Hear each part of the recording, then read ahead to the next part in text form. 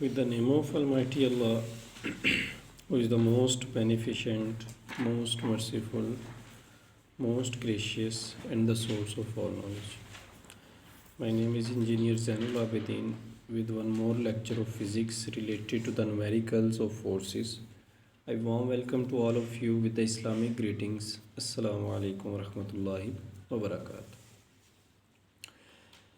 So students, in our previous lecture we have discussed how we can represent a vector graphically and how we can use the different types of scales for the representation of vectors. For our today's lecture, as already we have learnt the three different laws of Newton. Newton's first law, second law and third law. And from the second law of Newton we have derived a relation that is actually F is equals to ma.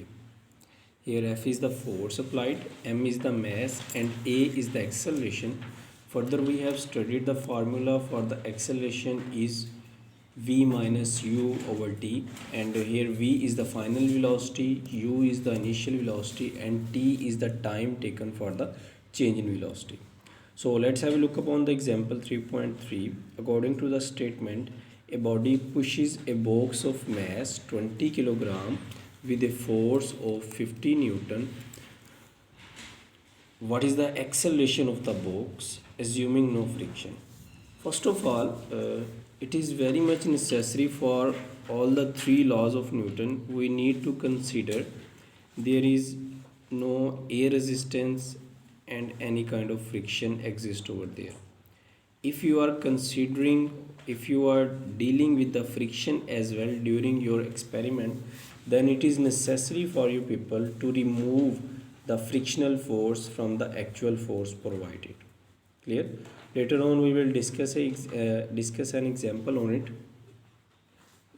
that when we are dealing with the friction in our phenomenon, then how we can use the formula F is equals to Na, and if we are dealing without friction, then we will solve this example 3.3 for this purpose. According to statement, we are given with the mass of 20 kg and force is 50 Newton. Here we just need to find out the acceleration. According to the second law, we have F is equals to ma and we need to find out the acceleration, that is actually a.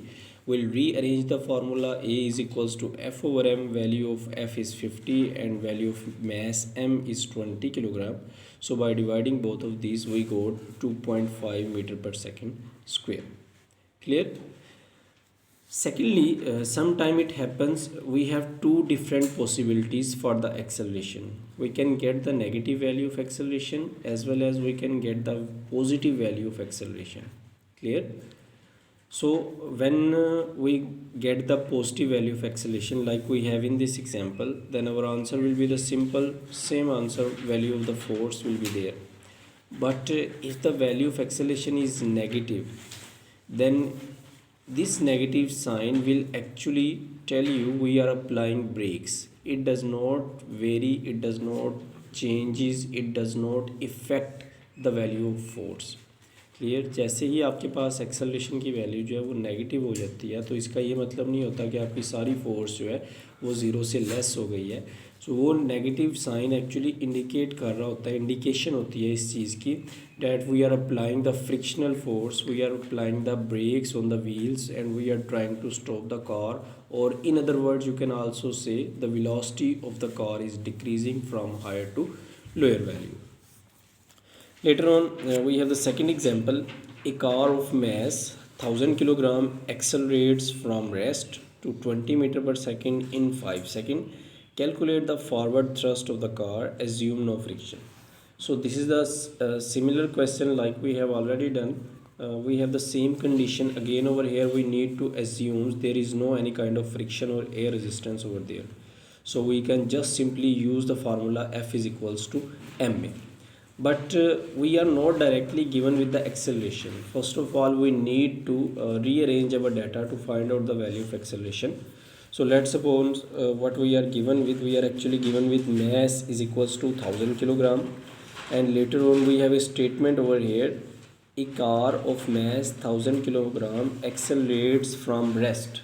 And I have already told you, when we are dealing with the stationary object, and we start from stationary objects, or we start from rest, then it is necessary the value of u will be 0 meter per second. In other words, you can say initial velocity will be 0 meter per second.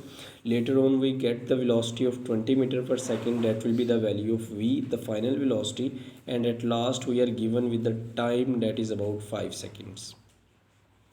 So according to Newton's second law, F is equals to ma, we need to find out the force, forward thrust, that is force F. We are given with mass, but we are not given with the value of exact value of acceleration. So for the acceleration we will use the formula of acceleration, v minus u over t. Value of final velocity is 20, initial velocity is 0, and time is taken about 5 seconds. So by dividing we again got the positive value. The positive value of acceleration indicates that velocity is increasing, and you can literally observe that velocity is increasing from 0 to 20 meter per second. So by applying the value of mass and value of acceleration, which is 4 meter per second square, we got the value of force, that is about 4000 newton. Clear? Also this formula has been clear to you, and it will be quite interesting phenomena while you are moving on a vehicle, observing the acceleration and mass of the car. Further, if you have any question or query related to or regarding to these laws or any other topic from your syllabus, you can contact me. Thank you very much. Stay blessed.